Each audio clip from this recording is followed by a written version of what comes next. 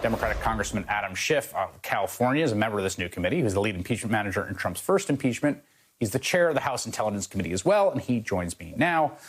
Congressman, first, just your reaction to both what we've learned specifically, but then the kind of timeline of the fully available, previously known public facts about the role the military did or did not play and how Trump perhaps wanted to use it.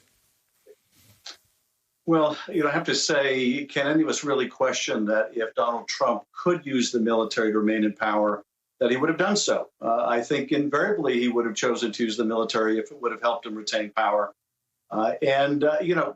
It's shocking to see these things come to light now.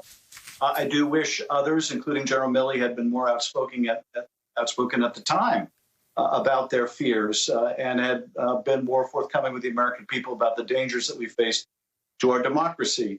But we certainly need to know a lot more about those weeks leading up to January 6th, what took place on that day and the aftermath, whether this insurrection was, an attempt to cling to power by other means.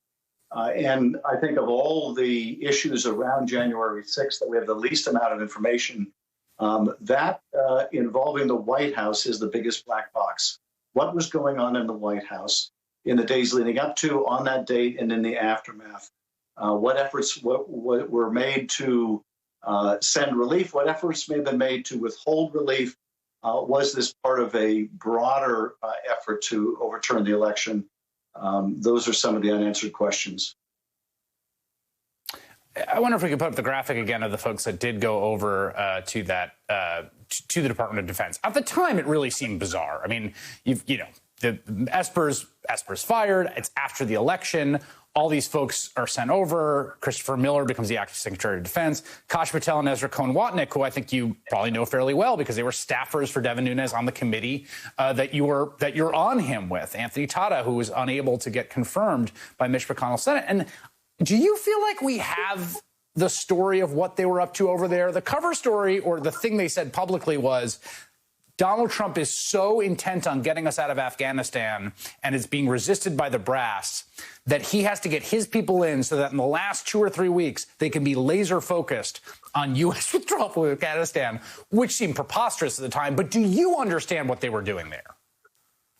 I don't certainly have a full picture of what they were doing there, but this is part of the broader tale of the Trump administration, which is he brought in one group at the beginning. He churned through them. He ate people up and spit them out. When people wouldn't do, the next unethical thing that he asked them to, he would throw them out or they would be forced to leave.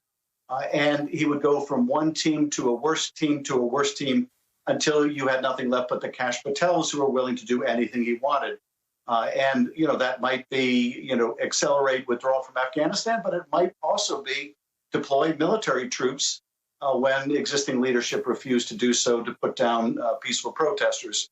So there's no telling, except we know that Donald Trump wanted people whose only qualification was that they were yes men to Donald Trump and would do whatever he asked, no matter how unethical it might be. Is General Milley the kind of person that you can imagine being called before the committee? It's certainly possible. We haven't made any decisions yet, apart from the first hearing where we'll hear from some of the frontline Capitol Police and Metropolitan Police Department officials. But really, we intend to follow the evidence wherever it leads.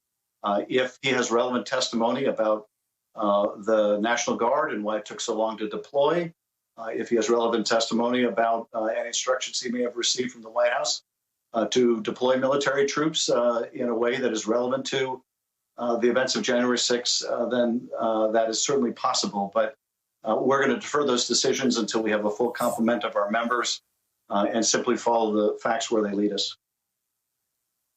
Final question.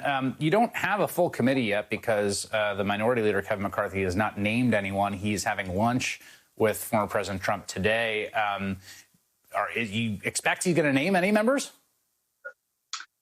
Well, I don't know. I expect he'll do whatever Donald Trump wants him to do. That's really his sole reason for being, is to serve the former president.